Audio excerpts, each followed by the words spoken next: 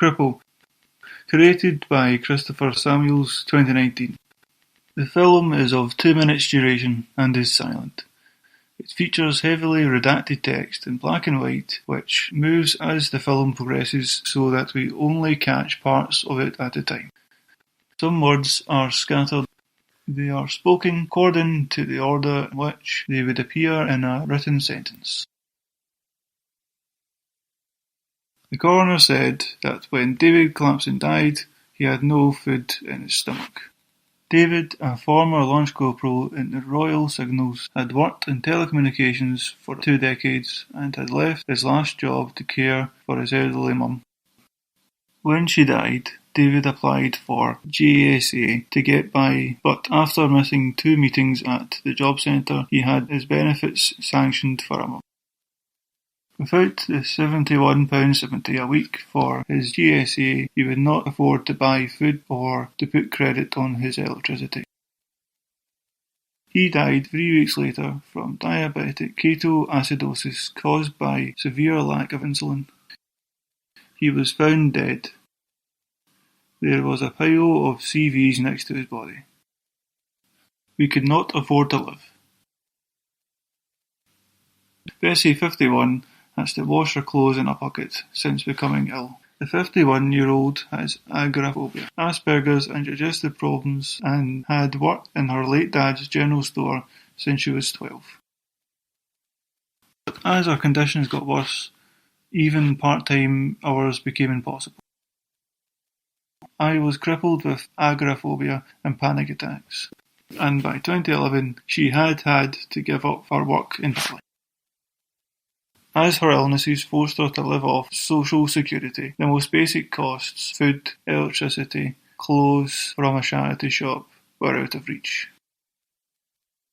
Walk around Bessie's 2-bed flat in Nottingham and a life of Riley is not the picture that comes to mind.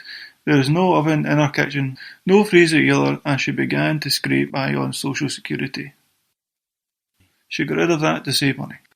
When her washing machine broke, she couldn't afford to replace it. Not even with a second-hand one. Instead, she'd wash her clothes by hand. Trousers, jumper, with the water squeezed out by a spinner. It has become unbearable. A life of Riley.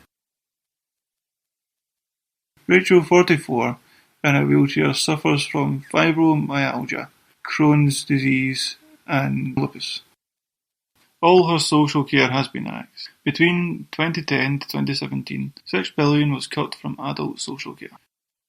For 5 days a week, she can't shower, get dressed or cook. She has malnutrition. People like the crippled cost.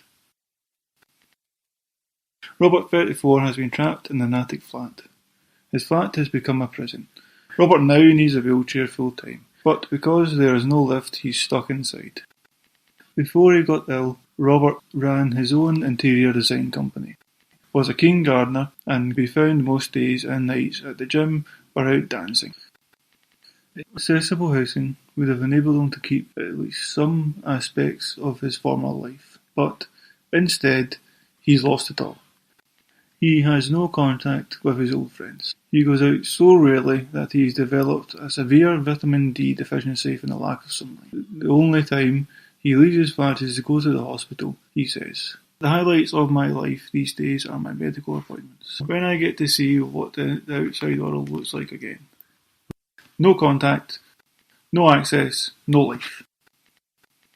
Carla, 27, has autism and multiple mental health problems, as well as scoliosis.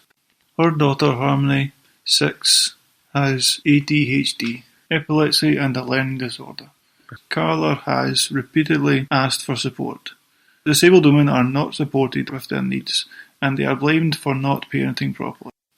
By 2021, people like Carla will have already lost a third of their already meagre income because of a decade of cuts.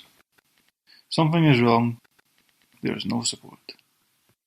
Peter, 31, has cerebral palsy and scoliosis. For 8 years he lived in his own flat and had carers 12 hours a day. That support has gone. Now he lives in an older person's care home. Life has become a prison. Susan 58 in the autumn of 2013, just after the first round of austerity measures came into force. And after only 6 months of social security cuts, her gas and electricity were already in arrears. She could not afford to put her heating on and had stopped using her oven. As her benefits shrank, she was scared to run up any bills. In the day, she used hot water bottles and blankets to keep warm. By 7 p.m, as the cold crept in, she was huddled up in bed with her dog. I went back to see her 4 years later in the summer of 2017, only a few weeks after Theresa May's Conservatives returned to power. In Susan's own words, life had become unbearable. Year by year, it's getting worse. She stopped going out socially. Her greatest extravagance is using the electricity to run her nebulizer 4 times a day to help her breathe. Support.